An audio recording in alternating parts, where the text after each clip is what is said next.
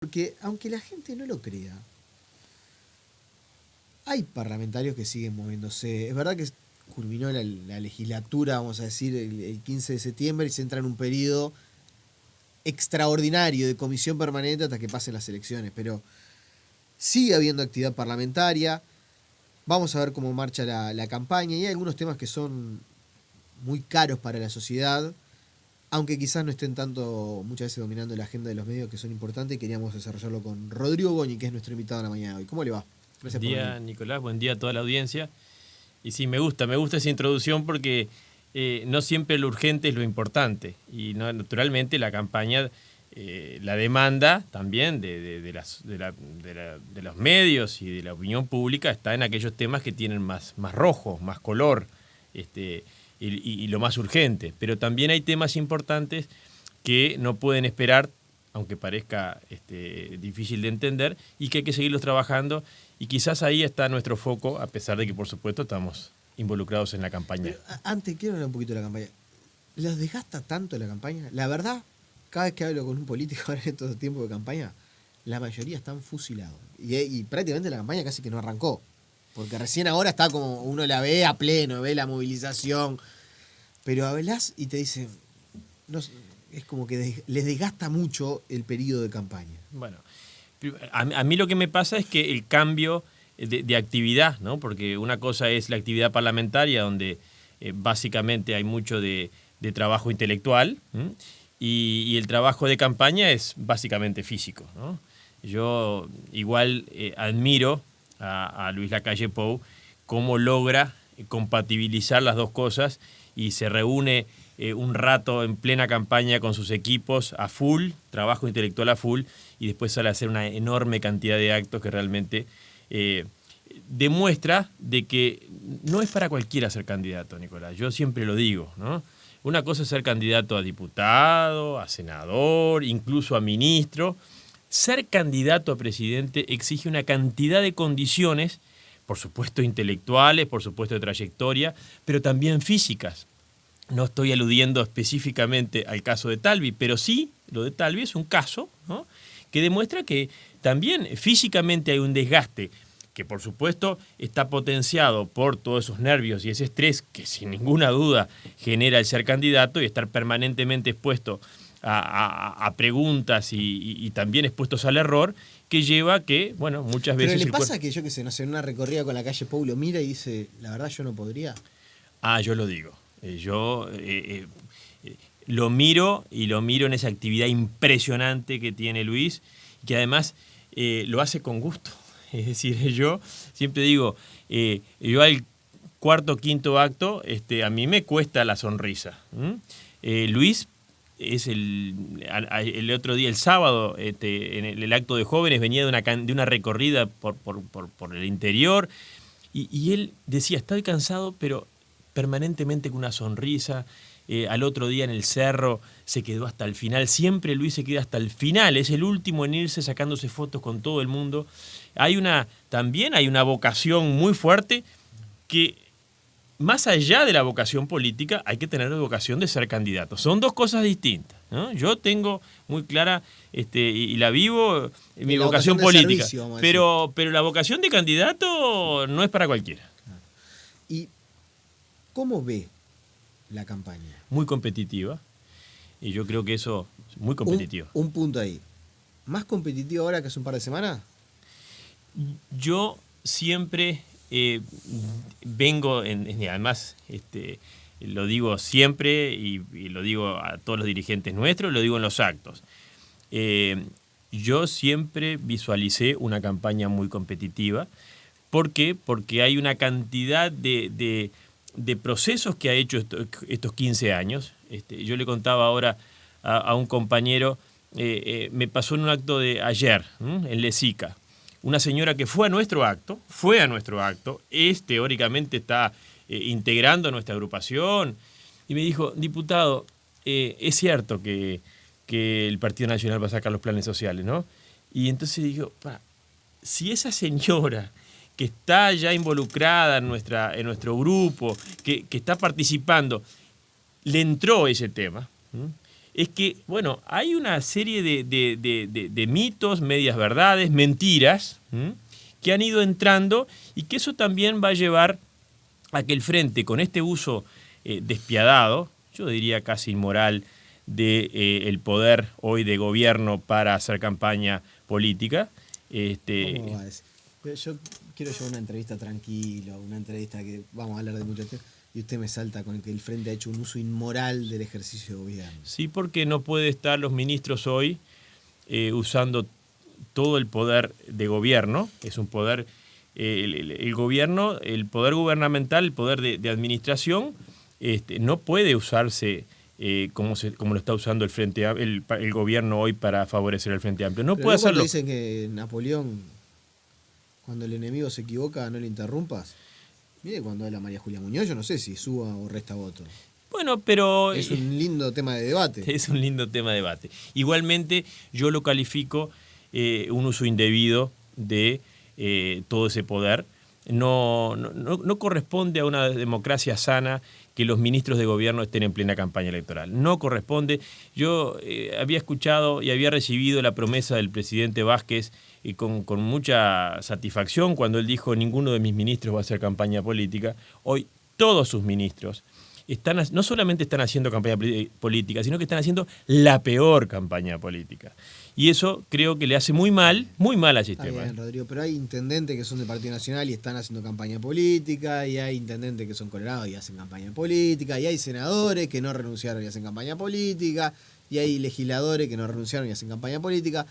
Digo, si salta en algún momento de los periodistas descubrimos que un ministro por hacer campaña política no fue en toda la semana al ministerio, bueno, ahí uno podría decir. Después en el debate público, político, partidario, yo qué sé, a mí no, esto puede ser una opinión personal, a mí no me gusta cuando la ministra de Educación declara lo que declara. Le diría más, creo que es discutible si Astori debe debatir con Talvi o no. Entiendo que haya gente que pueda decir que no. Ahora, me parece que eso no es resorte exclusivo del Frente Amplio. No, y puede ser que, digamos, yo lo que estoy calificando ahora, porque realmente creo que no es un tema menor, el sistema democrático se fundamenta en la credibilidad que tenga la gente en sus gobernantes y en el buen uso que hacen sus gobernantes del poder y de los recursos públicos. Cuando pasa lo que está pasando ahora, yo, pero sí, estoy absolutamente convencido, y por eso lo critico y lo cuestiono, que la gente dice, si los ministros que están en el cargo para solucionarme problemas, porque el Uruguay está sufriendo muchos problemas, ¿no? Y cuando el ministro de Trabajo, el ministro de Economía, el ministro de Relaciones Exteriores, es decir, todo ese tema que seguimos con el tema de Venezuela, defendiendo a Venezuela. Y uno dice, con todos los problemas que tenemos, que sigamos involucrados con esas situaciones que no hacen más que desgastar energía, desenfocarse y hacer perder credibilidad, realmente me parece que es muy, muy negativo. Yo quiero hablar después del tema sindical, que incluso usted ha sido de las personas que por lo menos antes advirtió de algunos desbordes y que de hecho después en algunas empresas por lo pronto terminaron ocurriendo. Pero antes quiero hablar de otro tema que para usted también es central, y quiero preguntarle si ya lo tiene decidido en su fuero íntimo, sea quien sea que gane el próximo periodo de gobierno, porque ahora volvió a saltar una situación que en este caso involucra al Partido Independiente, a un periodista como Jaime Clara. Hay que transparentar el tema de los pases en comisión, hay que ponerle un coto. ¿Qué hay que hacer? Más allá de que no sea ilegal. Yo creo que sí, Nicolás. Porque ahí sí que se la van a llevar poquitos, Por recortarle beneficio me levantás un centro que yo voy a cabecear. Mi primer acto como legislador, yo soy diputado por primera vez, fue proponer una comisión y un código de ética parlamentario. ¿Por qué?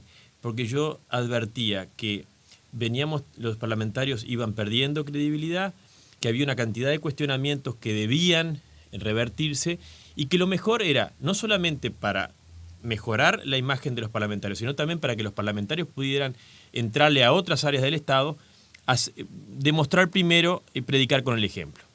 Al punto de que yo tuve problemas en ese momento, no tuve el apoyo de legisladores para esa comisión parlamentaria. Me dijeron que los parlamentarios, yo era muy nuevo, que los parlamentarios no tenían por qué tener una comisión de ética parlamentaria.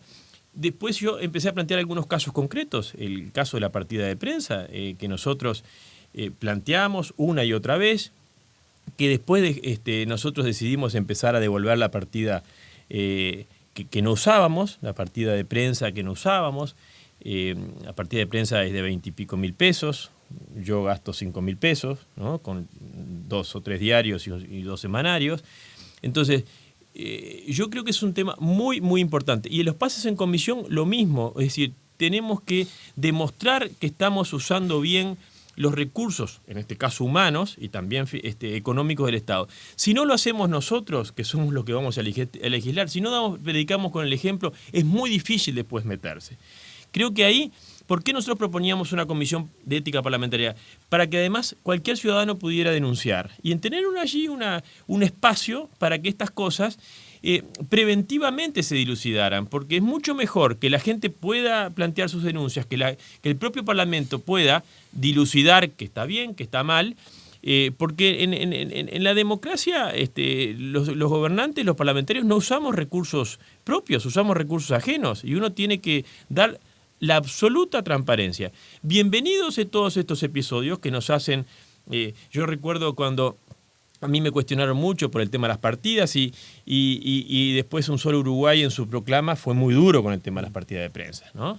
Nosotros ahí ya estábamos devolviendo la partida de prensa, nos parecía, digamos, la partida no de vuelta, porque esto no es un tema de moralismo, ¿no? Pues si yo tengo una partida de 20 y pico mil pesos y yo gasto 5.000, tengo que devolver el resto, 20. Es decir, son temas que, bueno, pequeños actos, pero que demuestran de que, bueno, hay voluntad de los parlamentarios. Situaciones como esta horadan la imagen del sistema político, por más que no sea una ilegalidad. Yo creo que, bueno, es también uno de los fenómenos de la modernidad, de este tiempo, que a través también de los medios de comunicación, de la gran posibilidad de información que tenemos todos, los ciudadanos, todas estas cosas quedan más al descubierto. Y entonces hay una mayor demanda, y hay una demanda de elevar los estándares éticos. Antes se aceptaban determinadas cosas, hoy la gente ya no acepta. Y eso nosotros tenemos que atenderlo, porque si no lo atendemos, ojo, porque cuando la gente empieza a descreer de sus gobernantes, la democracia pierde su pilar fundamental. Es decir, la democracia no es sostenible sin la credibilidad de los ciudadanos en sus gobernantes. Ahora sí pasamos a otro asunto. El tema sindical. También se instaló en la campaña el debate sobre los funcionarios públicos, sobre la cantidad de funcionarios públicos que trabajan, los que no trabajan, los que hay que recortar. El PIT-CNT va a hacer una movilización contra la propuesta de Talvi. Usted, que ha sido desde siempre alguien que ha seguido bien de cerca y con lupa el tema de los sindicatos, los desbordes sindicales, ¿cómo ve esta situación de enfrentamiento entre la Central Obrera y uno de los candidatos, por más que no sea de su partido? Siempre hay que ir al tema central, Nicolás. El tema central es, hoy tenemos un problema muy grave. El problema muy grave es el trabajo como tal está siendo amenazado en todo el mundo. Y eso es una amenaza terrible, porque cuando a ti te dicen todos los estudios, y además empiezan a dar todos los días, de que la mitad de los trabajos actuales hoy van a ser automatizados en no menos de 10 años, en no más de 10 años, perdón, uno dice, bueno, si yo no empiezo a tomar todas las precauciones para cuidar un bien que es cada vez más escaso, el trabajo. Y cuando el trabajo no solamente es un medio de subsistencia, sino una necesidad humana, bueno, tenemos que tomar mayores precauciones aún para cuidar ese trabajo. Entonces, quizás en otros momentos había determinados desbordes sindicales que, bueno, el sistema lo bancaba. Bueno, las empresas bancaban, no tenían tanta competencia, no había un mercado tan abierto como el que tenemos ahora. Ahora, una empresa que tiene que competir, cualquier empresa que produzca bienes o servicios, está compitiendo, digamos, de mediano porte con el mundo. Si no lo hace en forma competitiva, marcha. Entonces, yo siempre pongo el ejemplo de una empresa multinacional muy importante, de las mayores del mundo en la agroindustria, que se retiró del Uruguay. Se empezó retirando las dos terceras partes, una curtiembre. No voy a dar el nombre. ¿Por qué no? Entonces, bueno, porque, digamos, importa el ejemplo. Y entonces, ¿y por qué se va? Pero bueno, de Senda. Entonces te dicen, me voy porque tengo altos costos, tengo mayores impuestos, tengo falta de productividad, y nosotros dijimos en el Parlamento, hay desbordes sindicales que están incidiendo, que llevan a que, bueno, los clientes también, por demoras en la producción, por demoras en los barcos, se pierdan. Entonces, nosotros decimos, hoy por hoy, el mundo del trabajo, el mundo de la empresa, no es sostenible si las reglas no están claras. Y por eso nosotros dijimos, bueno, en el siglo XXI, los sindicatos tienen que tener personalidad jurídica como cualquier organización en el mundo de hoy, un Estado de Derecho cualquiera. ¿Por qué no tienen personalidad jurídica los sindicatos? ¿Por qué? Bueno, es decir, hay una historia que en otros tiempos era posible de que los sindicatos se autorregularan. Hoy no es posible. Hoy es necesario que las reglas estén claras, que las inversiones tengan bien claro qué se puede y qué no se puede. Porque después empiezan los desbordes con las ocupaciones. Las ocupaciones, cualquier ocupación, por temas salariales o por temas que muchas veces no se saben por qué son, terminan hiriendo de muerte a la empresa. Cuando la empresa es herida de muerte, la empresa a los pocos meses cierra. ¿Y quién pierde? El trabajador que queda sin trabajo. El trabajo que se pierde en estos momentos es casi que irrecuperable. Está bien, pero empezamos a hablar de los funcionarios públicos, y los funcionarios tema tal y PIT-CNT, y terminamos los desbordes sindicales. No, porque el tema del trabajo y los funcionarios públicos también tienen que tener la responsabilidad, ¿no?, de que el trabajo hoy es un bien escaso. Y entonces, que tengan el privilegio, que la Constitución lo da, de tener un empleo con una estabilidad que no lo tienen otros, tiene que llevarlos a una mayor responsabilidad. ¿Y eso, ¿no?, hay que revisarlo, por ejemplo? No necesariamente, porque es una protección indudablemente democrática, es decir, cualquier abuso de poder puede llevar a que, bueno, bajo la amenaza del despido, pueda, digamos, terminar incluso cercenando derechos sindicales. Pero lo que sí tiene que haber, y desde ADEOM y desde el PIT-CNT, yo diría que tendrían que, a mí me gustaría escuchar al PIT-CNT decir, bueno, nosotros vamos a demostrar que los funcionarios actuales que están produciendo tanto, que no hay ausentismo, que están produciendo al máximo, porque el país hoy, con el problema y el déficit fiscal que tiene y los problemas que se vienen, bueno, cada uno tiene que justificar lo que está ganando, cada uno tiene que justificar su empleo. Y yo creo que ahí debería estar la discusión. A mí me gustaría que el PIT-CNT también y el próximo gobierno pudieran ver, bueno, ¿cómo podemos hacer para tener la mayor productividad en el servicio estatal? O sea, a usted no le importa cuántos son, sino que produzcan a tope. Exactamente, que produzcan. Es decir, el Uruguay tiene un problema muy grave de la falta de productividad a nivel privado y a nivel público. La falta de productividad del Uruguay es escandalosa. Y eso está llevando a que nosotros no tengamos competitividad. ¿Por qué el Uruguay es caro, entre otras cosas? Por nuestra falta de productividad a nivel privado y a nivel público. El ausentismo en empresas como Conaprole. Entonces, ¿qué pasa? El sindicato Conaprole sigue parando la empresa porque cuando faltan una cantidad de trabajadores, la empresa dice, yo no puedo parar porque si paro, pierdo el cliente, y si pierdo el cliente me fundo. Y entonces, ¿qué hace el sindicato? No, le para la empresa. Es interesante el punto porque no muchas veces se habla de esto. Se habla si tenemos buenas condiciones de trabajo, malas condiciones de trabajo, buenos salarios, malos salarios, pero pocas veces se habla de si vamos o no vamos a trabajar. Me parece algo de cajón, como se dice en el barrio, pero no se cumple. Si cuando vamos producimos de acuerdo al tiempo que trabajamos. Usted plantea un escenario donde, insisto, la lógica va por otro lado. De hecho, yo también lo he conversado con varias personas del Ministerio de Trabajo y de las cámaras empresariales también, cuesta establecer una unidad de medida para la productividad. Cuesta porque no se quiere abordar y porque, digamos, a ver, en el mundo en el mundo y las tecnologías inexorablemente, en poquito tiempo, Nicolás, la tecnología te va a permitir, y en el Estado hoy ya están las tecnologías, de que se mida, pero con la más absoluta precisión, cada actividad, cada acción que hizo un funcionario, como pasa en la actividad privada. En las empresas modernas, en las empresas competitivas, está absolutamente medido cuánto produce cada trabajador en cada minuto, en cada hora. Es decir, porque es la forma de medir los costos, incluso las grandes cadenas globales, permanentemente también están viendo si en Uruguay cuánto produce su unidad, cuánto produce en Gran Bretaña, cuánto produce en Europa y cuánto produce en el África. Es decir, y van eligiendo las unidades más competitivas y más productivas. Vamos hacia eso porque además la tecnología nos va a llevar inexorablemente hacia eso, con cámaras, etc. Entonces, cuanto más demoremos en abordar esos temas, más abajo vamos a ir. ¿En nivel de productividad estamos los peores del mundo? Estamos bajísimos. El Uruguay tiene un nivel de productividad bajísimo. ¿Qué pasa? En los datos más evidentes, como es el ausentismo, porque ahí también se mide. Pero ¿no? usted dice que los uruguayos, el trabajador uruguayo falta más que el trabajador, no sé, argentino, que el trabajador brasileño. Los índices de ausentismo nuestro, con las condiciones que tenemos nosotros, no tienen parangón.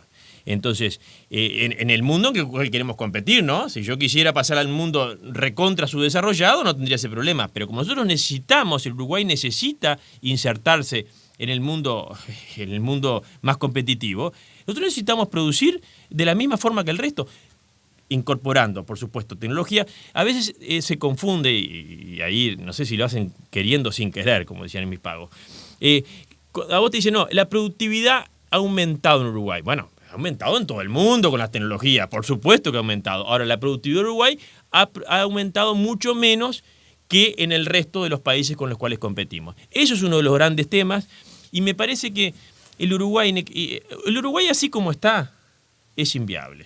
Es decir, nosotros, con el grado de endeudamiento. Minutos de entrevista me tira. Pero, Nicolás, con el endeudamiento que tenemos, con el endeudamiento. Es decir, nosotros tenemos que hacer ajustes en nuestra productividad, en nuestra forma, en nuestra educación. Son los grandes temas que si no los abordamos. ¿Vos pensás que un país que la mitad de sus muchachos no termina el liceo puede tener futuro? No, no lo tiene. Es decir, hoy por hoy, los trabajos del futuro van a requerir muchísimo más formación en absolutamente el 100% de las personas que quieran emplear. Y bueno, que el país no es viable. Así como vamos en el largo plazo no es viable. Y nosotros creo que estamos súper a tiempo de hacer los cambios que yo creo que además todos los partidos, digamos, democráticos, ¿no? Porque cuando hay partidos que no son democráticos y tienen otras ideas que no son democráticas, a veces pueden querer que haya más conflicto y que digamos, situaciones queden más en evidencia de esa conflictividad que algunos partidos ideológicamente plantean, de que, bueno, es el conflicto el que tiene que estar siempre presente y agudizando. Los que creemos que el Uruguay es una nación y necesariamente tenemos que tratar como sociedad abordar los grandes temas que nos permiten ser viables y sustentables y sostenibles en el tiempo, incluso en el tema del medio ambiente, que estamos lejos, por suerte, de otros países con otras contaminaciones. Pero si no hacemos cambios, nosotros tenemos problemas con el agua potable en poco tiempo. Esos son los temas que me gustaría a mí que estuvieran más presentes quizás en la campaña, y bueno, esa también es nuestro foco. Así que considera el Partido Comunista no es democrático. No, el Partido Comunista tiene ideologías que agudizan el conflicto, agudizan la superación casi total de determinadas ideologías, imponiendo determinadas creencias que, bueno, nosotros creemos que no es lo mejor para el Uruguay. Antes de terminar, nos queda 1 minuto y medio, 2 minutos. Estuvo trabajando estos últimos días en la ley contra la obesidad. ¿En qué consiste? Es un problema enorme del mundo, pero el Uruguay es especial. Uruguay es de los países que sufren más la obesidad en el mundo, en América Latina especialmente. 1 de cada 4 uruguayos sufre obesidad. Hay tratamientos, tanto preventivos, de prevención primaria, que es cambiar la cultura, que por supuesto hay que encararla, pero hoy hay tratamientos quirúrgicos que, bueno, solucionan en gran medida este problema, que es relativamente sencilla, de muy baja mortalidad y que permite que, bueno, 1 de cada 4, en este caso uruguayos, que no puede controlar ese sobrepeso, a través de una cirugía pueda volver a recuperar calidad de vida e incluso evitar una enorme cantidad de enfermedades que se generan a partir de esa obesidad. Por eso nosotros venimos proponiendo de hace 2 años. Hoy justo ayer tuvimos una reunión muy linda en el Hospital Maciel con todos los equipos de diferentes, tanto en lo público como en lo privado, a ver si podemos aprobar este proyecto que, bueno, por ejemplo, en Argentina se aprobó y ha dado resultados. En Argentina, no en Europa. En Argentina se aprobó y ha dado resultados muy buenos para que aquella gente que no tiene los recursos económicos suficientes para hacerse la cirugía, bueno, el Estado pueda solventarla. Diputado Rodrigo Goñi, le agradecemos su presencia. Gracias, Nicolás, y a las órdenes como siempre. Con ustedes nos reencontramos mañana en una nueva entrevista 930. Que pase usted muy bien. Chau, chau.